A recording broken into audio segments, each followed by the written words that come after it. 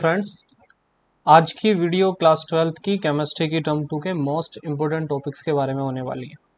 तो टॉपिक को शुरू करने से पहले मैं थोड़ा सा सिलेबस के बारे में बता देता हूँ। तो आप सभी को पता है कि जो सिलेबस है केमिस्ट्री का टर्म 2 का, उसके अंदर कौन कौन से चैप्टर्स आ रहे हैं। तो पार्ट फर्स्ट में से जो चैप्टर्स आ रहे हैं उसमें चैप्टर नंबर 3 है सबसे पहले, जिसका नाम है इलेक्ट्रोकेमिस्ट्री। दूसरा है आपका chemical kinetics. Number 3 is your surface chemistry. Number 3 is your surface chemistry, 4 is D and F block elements and the 5th is coordination compound। ये सारे के सारे 5 के 5 चैप्टर जो हैं आपके फर्स्ट पार्ट के होंगे।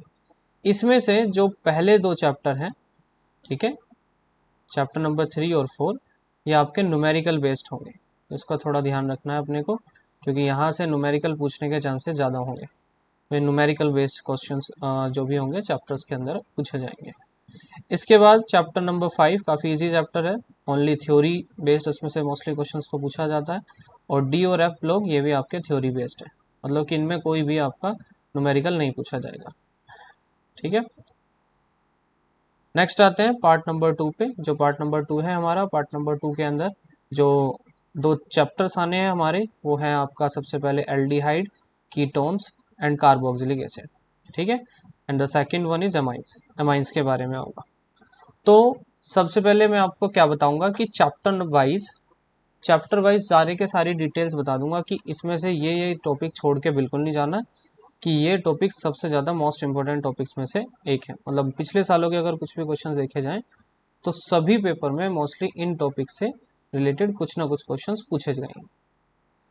तो आज जो है हम सबसे पहले स्टार्ट कर रहे हैं कि सबसे पहले इलेक्ट्रोकेमिस्ट्री जो चैप्टर है उसके अंदर कौन कौन से टॉपिक्स इम्पोर्टेंट होंगे। तो सबसे पहले शुरू करते हैं इलेक्ट्रोकेमिस्ट्री की। देखो जी, इलेक्ट्रोकेमिस्ट्री में, ठीक है, हर बार न्यूमेरिकल्स आने के चांसेस हैं, और पे टेंशन बिल्कुल नहीं है, क्योंकि हमें सारा का सारा जो भी टॉपिक्स कवर करा रहा हूँ, जो भी मैं टॉपिक आपको यहाँ पे लिखा रहा हूँ, ये सारे के सारे टॉपिक आपको, ठीक है, 1 बाय 1 सारा का सारा डिटेल में यहीं पे मैं आपको पढ़ाऊँगा। ठीक है, तो जो भी बंदा है और लास्ट टाइम पे बंदा अपना तैयारी करना चाहता है, तो जो भी आपने अभी तक पूरे साल में मेहनत की है, उस मेहनत को एक बार क्विक रिवीजन के लिए आप मेरे वीडियोस को यूज़ कर सकते हैं। ठीक है, तो सबसे पहले हम शुरू कर रहे हैं। जो हमारा सबसे पहला टॉपिक है that is number first, and the topic name is Nernst equation. ठीक है, नस्ट इक्वेशन एक इक्वेशन है जिसमें हम सेल्स में ईएमएफ को निकालने के लिए यूज़ करते हैं, ईएमएफ को फाइंड करा जाता है। ठीक है, इसमें हम 2 तरह की कंडीशंस पे निकाल सकते हैं, एक नॉन स्टैंडर्ड कंडीशन होंगी और एक दूसरी स्टैंडर्ड कंडीशंस भी होंगी। मोस्टली जितने भी पिछले साल के कुछ क्वेश्चंस हैं, ठीक है, जितने भी क्वेश्चन पेपर आपने ऑब्जर्व करने हैं, उन सारे के सारे क्वेश्चन में मैंने ऑब्जर्व करके ये चीज़ देखी है कि नॉन स्टैंडर्ड जो ईएमएफ वैल्यू निकालने का तरीका है, इसमें से ज़्यादातर क्वेश्चंस नहीं पूछे जाते, मोस्टली स्टैंडर्ड कंडीशंस को ही यूज़ किया जाता है। बट नस्ट इक्वेशन एक मेथड है जिसमें आप न्यूमेरिकल्स को ज़्यादातर ऑब्जर्व करेंगे, तो वेरी वेरी इंपॉर्टेंट टॉपिक में से एक है। ठीक है, उसके बाद में नेक्स्ट हमारा नस्ट इक्वेशन के बाद जो टॉपिक है that is known as Gibbs energy. इसके अंदर हम गिब्स एनर्जी के कंसेप्ट में पढ़ेंगे कि गिब्स ने क्या एनर्जी का कंसेप्ट दिया था सेल्स के रिगार्डिंग। इसके साथ साथ जो उसमें सेल रिएक्शंस हुई हैं उसके बारे में क्या क्या फॉर्मूला होगा। तो इसका भी एक बहुत सिंपल सा फॉर्मूला है, that is delta G naught is equal to minus n F and E naught cell. ठीक है, इसके बारे में भी कुछ न्यूमेरिकल्स आते हैं, वो भी मैं आपको एक्सप्लेन करूंगा 1 बाय 1। नंबर 3 आपका टॉपिक है दैट इज रजिस्टिविटी। ठीक है, रजिस्टिविटी इसके बारे में होगा। दूसरा कंडक्टिविटी क्या होता है, इसके साथ साथ आपको रेजिस्टेंस के बारे में पता होना चाहिए, व्हाट इज रेजिस्टेंस। नेक्स्ट आपका कंडक्टेंस क्या होता है, इन चीज़ों के बारे में आपको पता होना चाहिए। ठीक है, और इन सब से रिलेटेड जितने भी न्यूमेरिकल्स हैं, बेसिक टू हाई जितने भी न्यूमेरिकल्स हो सकते हैं, ठीक है, वो सारे के सारे न्यूमेरिकल्स मैं आपको यहाँ पे क्लियर कराऊँ। नेक्स्ट हमारा जो टॉपिक है that is known as limiting molar conductivity and molar conductivity. यहाँ पे हम मोलर कंडक्टिविटी और लिमिटिंग मोलर कंडक्टिविटी दोनों के बारे में डिटेल में पढ़ेंगे। Molar conductivity and plus limiting molar conductivity. दोनों में क्या तो अंतर है और किस तरीके से दोनों के बेस पर क्वेश्चंस को पूछा जाता है। So it is very very important topic जो कि डायरेक्टली बोर्ड में काफ़ी बार रिपीट हुए हैं। नेक्स्ट हमारा इसके बाद होगा दैट इज डिसोसिएशन कांस्टेंट। यहाँ पे हम कोई भी इलेक्ट्रोलाइट होता है, एक स्ट्रॉन्ग इलेक्ट्रोलाइट होता है, एक वीक इलेक्ट्रोलाइट होता है। तो जो वीक इलेक्ट्रोलाइट होता है उसका डिसोसिएशन हमें पता है कि कंप्लीटली नहीं होता है। तो कितना डिसोसिएशन कांस्टेंट होता है इसके अंदर हम बात करेंगे। इसको हम दो स्टेप में कवर करेंगे। सबसे पहला स्टेप होगा अल्फा, जिसको कहते हैं डिग्री ऑफ, ठीक है, डिसोसिएशन। इसमें हम पहले डिग्री को फाइंड आउट करना सीखेंगे कि किसी भी वीक इलेक्ट्रोलाइट का डिग्री कैसे डिसोसिएट करते हैं या फाइंड करते हैं। तो उसके बाद में हम देखेंगे कि डिसोसिएशन कांस्टेंट कितना है, दैट इज के। तो के की वैल्यू को फाइंड करने के लिए बहुत सिंपल फॉर्मूला है, that is C alpha square divide by 1 minus alpha. बहुत इजी कंसेप्ट है, इसके बारे में भी जितने भी इससे रिलेटेड क्वेश्चंस होंगे सारे हम यहाँ पे कवर करेंगे। नेक्स्ट हमारा जो टॉपिक होगा डिसोसिएशन कांस्टेंट के बाद में, ठीक है, वो भी इसी से रिलेटेड होगा, that is Kohlrausch law. Very very important topic है और इस लॉ पे डायरेक्टली आपको क्वेश्चंस पूछे जाते हैं। मोस्टली इस कोहलरॉस लॉ के बेस पे डायरेक्टली डिफाइनिंग पूछी जाती है, तो ज़्यादातर मैक्सिमम 1 मार्क्स के बेस पे क्वेश्चन आता है। इसके साथ साथ कभी कभी ये क्वेश्चंस को रेज करने के लिए, थोड़ा टिपिकल बनाने के लिए एनसीईआरटी के कुछ एग्जांपल्स हैं इसी लॉ के बेस पे, जो कि हम यहाँ पर भी उसको भी एक्सप्लेन करेंगे, तो उसकी भी कोई टेंशन नहीं है। तो कुल मिला के चैप्टर नंबर 3 में, ठीक है, ये टॉपिक हैं आपके पास में, जो 5 मेन टॉपिक हैं जो आपको पढ़ने हैं। Number first is Nernst equation, Gibbs energy, ठीक है, रेजिस्टिविटी, और इसके साथ साथ आपका resistance, conductance, molar conductivity, dissociation constant, Kohlrausch law. ये 6 टॉपिक आपके मेन इंपॉर्टेंट रहेंगे। नेक्स्ट हम चलते हैं जो हमारा नेक्स्ट चैप्टर है इसके बारे में, एनसीईआरटी का चैप्टर नंबर 4 है, ठीक है, ये चैप्टर नंबर 4 आपका होगा। इस चैप्टर्स के अंदर बहुत ही लिमिटेड क्वेश्चंस को पूछा जाता है और बार बार रिपीटेड मोड में एक तरह के क्वेश्चंस को पूछा जा रहा है। तो इनमें से कुछ टॉपिक्स हमें काफ़ी ज़्यादा मतलब डिटेल में पढ़ने हैं और कुछ टॉपिक को हम थोड़ा लाइटली लेके चलेंगे, जिनके बारे में ज़्यादा क्वेश्चंस नहीं है, लेकिन सारे इंपॉर्टेंट टॉपिक है, आपको एक एक करके सभी टॉपिक्स को अच्छे से पढ़ना है, ठीक है। कोई प्रॉब्लम टेंशन लेने की ज़रूरत नहीं है, मैं एक एक टॉपिक की वीडियो डिटेल में बना के कम से कम टाइम में कवर करने की कोशिश करूंगा, जिससे कि आप अपना लिमिटेड टाइम होते हुए अपना पूरा का पूरा पेपर की तैयारी अच्छे से कर लें। तो केमिकल काइनेटिक्स में सबसे पहला क्वेश्चन होगा आपका, that is known as rate of reaction. यहाँ पे हम रेट ऑफ रिएक्शंस के बारे में पढ़ेंगे। रेट ऑफ रिएक्शन क्या होता है? ये रेट ऑफ रिएक्शन के दो पार्ट होते हैं। सबसे पहला हमारा टॉपिक रहेगा that is average rate of reaction, जिसको ROR भी कह सकते हैं। दूसरा हमारा टॉपिक रहेगा instantaneous rate of reaction. Instantaneous rate of reaction को, ठीक है, इसको ज़्यादातर मोस्टली इंटीग्रेटेड फॉर्म में पूछा जाता है। ये वाला टॉपिक भी हम इसके अंदर कवर करेंगे। नेक्स्ट है हमारा दूसरा टॉपिक कि जो फैक्टर्स होते हैं जो रेट ऑफ रिएक्शंस को अफेक्ट करते हैं, factors affects rate of reaction, जो रेट ऑफ रिएक्शंस को फैक्टर अफेक्ट करेंगे, ठीक है। इसके अंदर मेनली जो हमारा फोकस रहेगा कुछ मेन पॉइंट पे, जैसे कि सबसे पहला हमारा मेन फोकस रेट लो पे रहेगा और उसके एक्सप्रेशन पे रहेगा कि रेट लो एक्सप्रेशन क्या होता है। नेक्स्ट हमारा रेट लो के बाद में जो टॉपिक पे फोकस रहेगा, रेट लो के बाद में हम ध्यान देंगे that is the order of reaction, कि रिएक्शन का ऑर्डर क्या होता है या फिर ऑर्डर ऑफ रिएक्शन किन किन चीज़ों को डिफाइन करती है, ठीक है। नेक्स्ट आते हैं इसके बाद में हमारा जो थर्ड टॉपिक है, थर्ड टॉपिक का नाम है दैट इज, इसमें कुछ बेसिक टर्म्स रहेंगी जिसके अंदर हम डिफरेंस की बात करेंगे। So that is the difference between, ठीक है, मोलिकुलैरिटी ऑफ द रिएक्शन, ठीक है, एलिमेंट्री रिएक्शन और ये आपका कॉम्प्लेक्स रिएक्शन। इन तीनों के तीनों पॉइंट में हम थोड़ा सा माइनर डिफरेंस के बारे में स्टडी करेंगे। नेक्स्ट हमारा इसके बाद में टॉपिक है that is the integrated rate equation, जिसमें से भी ज़्यादातर क्वेश्चन पूछे जाते हैं, ठीक है, इंटीग्रेटेड रेट इक्वेशन। इस इंटीग्रेटेड रेट इक्वेशन के कंसेप्ट में हम पढ़ेंगे, ठीक है। दो हमारा इंटीग्रेटेड लो पढ़ेंगे, जिसमें कि रेट लो के अकॉर्डिंग हम सबसे पहले जीरो ऑर्डर को कवर करेंगे, that is zero order rate reaction या रेट ऑफ रिएक्शन। एंड उसके बाद में सेकंड रहेगा हमारा फर्स्ट ऑर्डर रेट रिएक्शन, इसमें हम फर्स्ट ऑर्डर रिएक्शंस की बात भी करेंगे, ठीक है। इंटीग्रेटेड के फॉर्म में हम इन चीज़ों को कवर करेंगे। नेक्स्ट हमारा last topic of this chapter that is the half life of the, ठीक है, रिएक्शन। हाफ लाइफ के बारे में कंसेप्ट को पढ़ेंगे। हाफ लाइफ को हम दो फॉर्म में पढ़ेंगे, या फिर ऐसे कह सकते हैं कि इसके भी दो टाइप पढ़ेंगे। सबसे पहला टाइप हम इसके अंदर पढ़ेंगे कि जीरो ऑर्डर रिएक्शन क्या होती है हाफ लाइफ के लिए, और दूसरा हमारा यहाँ पे ध्यान रहेगा फर्स्ट ऑर्डर के लिए। इसके साथ साथ हम ये देखेंगे कि जीरो ऑर्डर जो होता है वो रिएक्टेंट पे डिपेंड करता है, किस तरह से डिपेंड करता है उसकी वैल्यू को भी हम यहाँ पे डिफाइन करेंगे।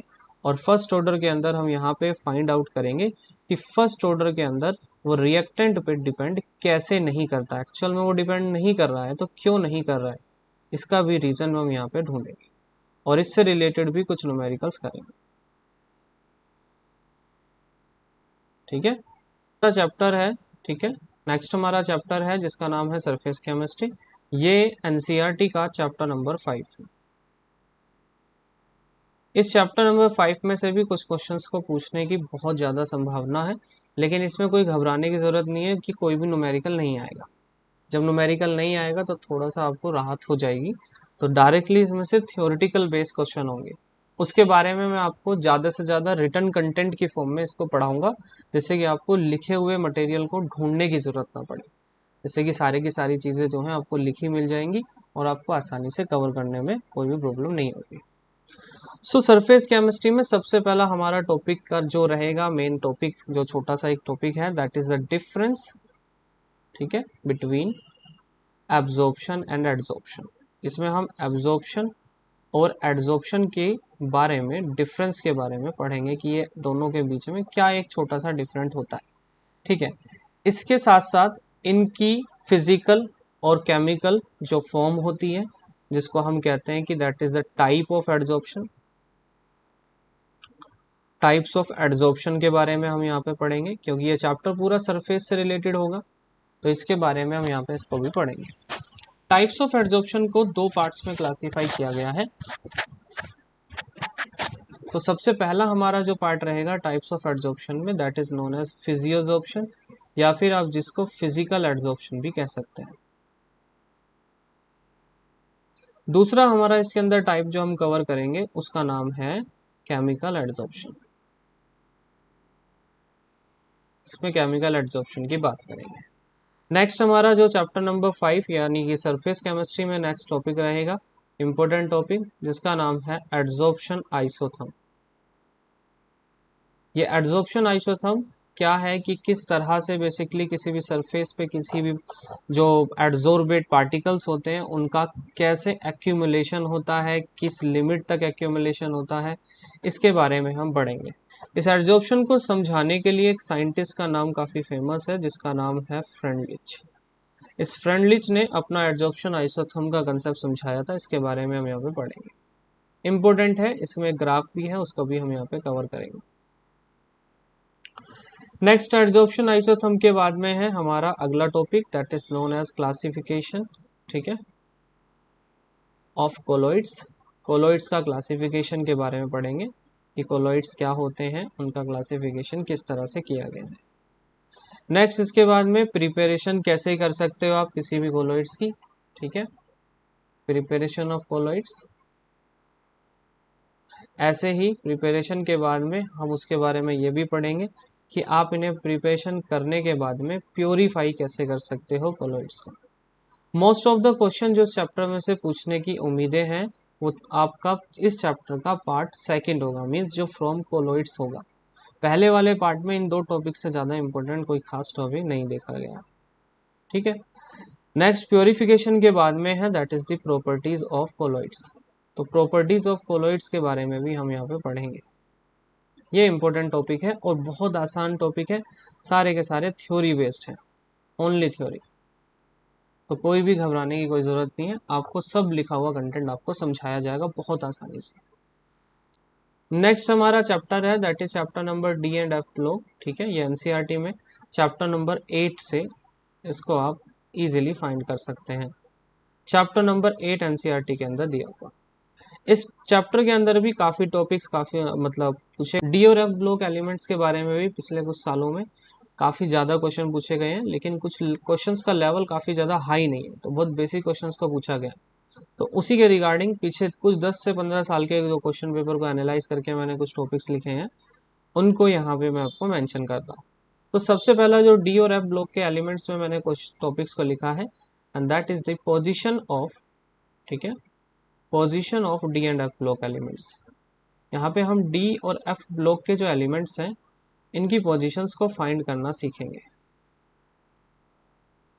इसके बाद में नेक्स्ट हमारा टॉपिक रहेगा, ठीक है, पोजीशन के बाद में प्रॉपर्टीज, इनकी प्रॉपर्टीज भी पढ़ेंगे। तो सबसे पहले हम प्रॉपर्टीज पढ़ेंगे ट्रांजिशन एलिमेंट की, कि ट्रांजिशन एलिमेंट होते क्या हैं और ट्रांजिशन एलिमेंट्स की क्या क्या खास प्रॉपर्टीज होती हैं।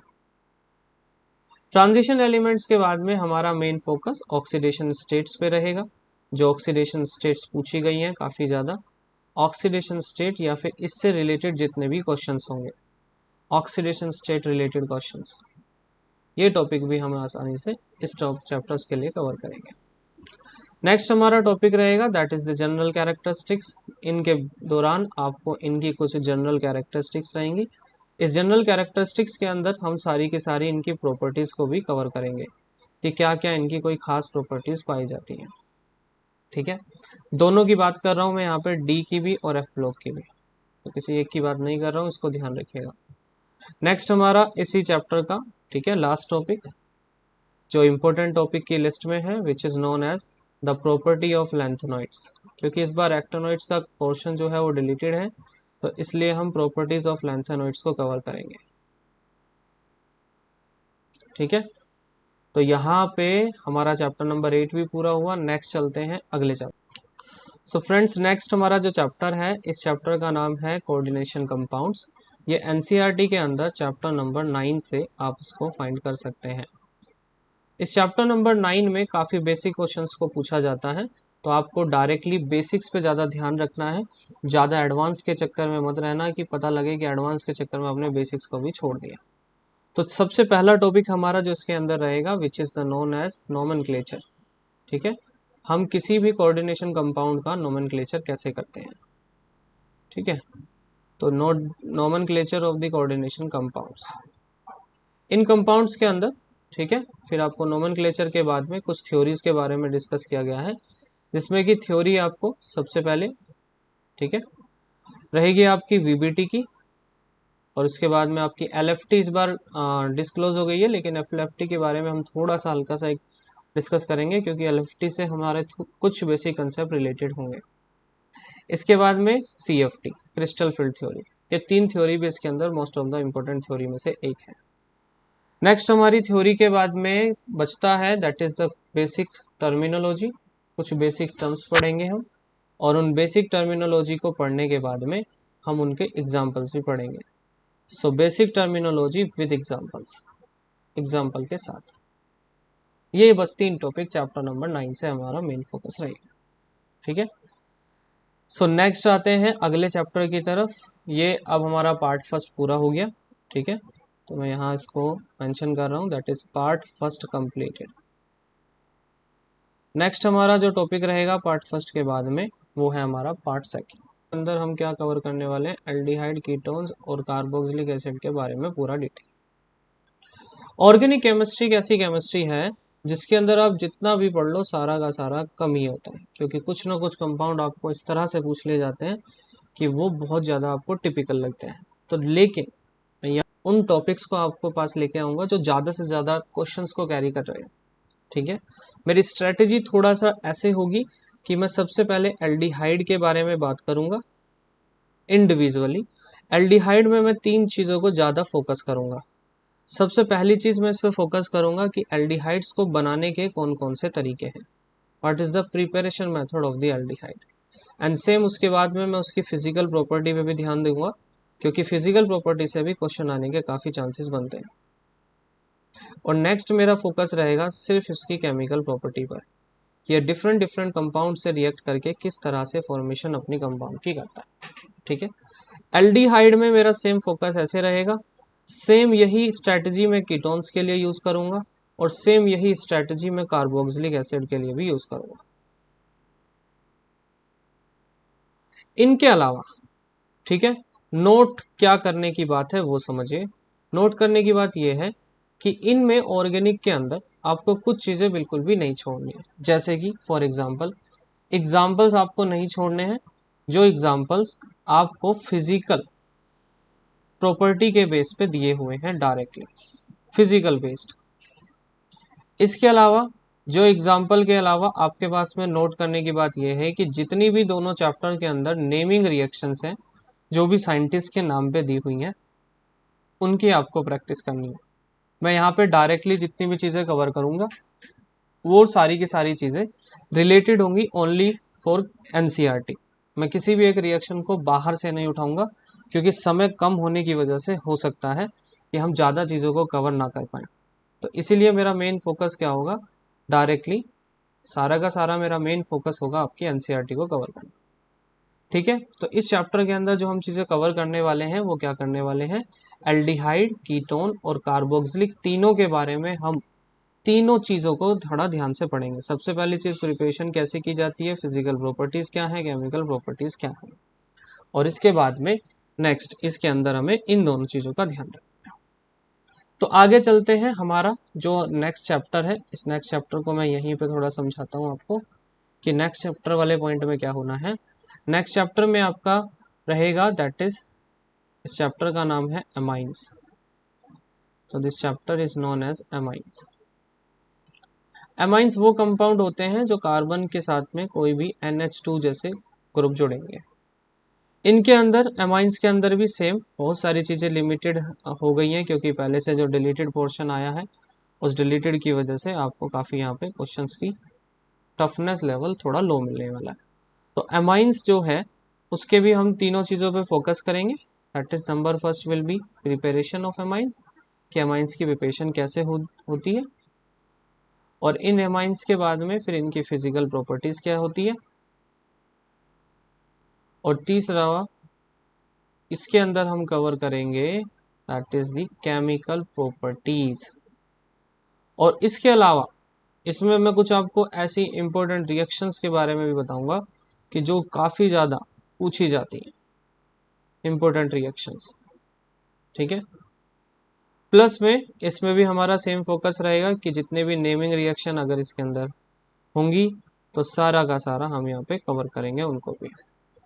सेम एग्जाम्पल्स को कवर करना है, लेकिन फोकस हमारा मेनली कहाँ रहना चाहिए, जो हमारी फिजिकल प्रॉपर्टी के बेस पर क्वेश्चंस दिए हुए हैं उन्हें तो एग्जाम्पल को बिल्कुल नहीं छोड़ना। बाकी कुछ इंपॉर्टेंट क्वेश्चंस होंगे वो मैं आपको कवर कराऊंगा।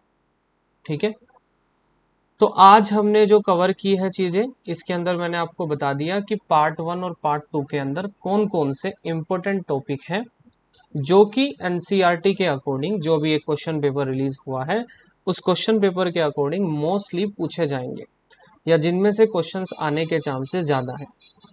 इनके हर एक टॉपिक को, एक एक टॉपिक को मैं पूरा डिटेल में एक्सप्लेन करूंगा। ठीक है, तो आपके पास में जितना भी समय है, मेरे हिसाब से अगर आप डेली 2 घंटे भी मेरे वर्क को देते हो तो मेरे हिसाब से डायरेक्टली आपका एनसीईआरटी पूरा का पूरा केमिस्ट्री के पेपर का रिवीजन फुल हो जाएगा with a lot of questions. ठीक है, तो आज की वीडियो को हम यहीं पे बंद कर रहे हैं, यहीं पे समाप्त कर रहे हैं, और नेक्स्ट वीडियो जो हमारी होगी, ठीक है, वो चैप्टर नंबर 3 इलेक्ट्रोकेमिस्ट्री से शुरू होगी। उसमें हम सारा का सारा जितना भी इलेक्ट्रोकेमिस्ट्री के बेस पे क्वेश्चंस हैं या मेन इंपॉर्टेंट टॉपिक है उनको कवर करेंगे। तो मेरे साथ जुड़ने के लिए थैंक यू वेरी मच, और मिलते हैं नेक्स्ट वीडियो में। तब तक के लिए take care and good luck.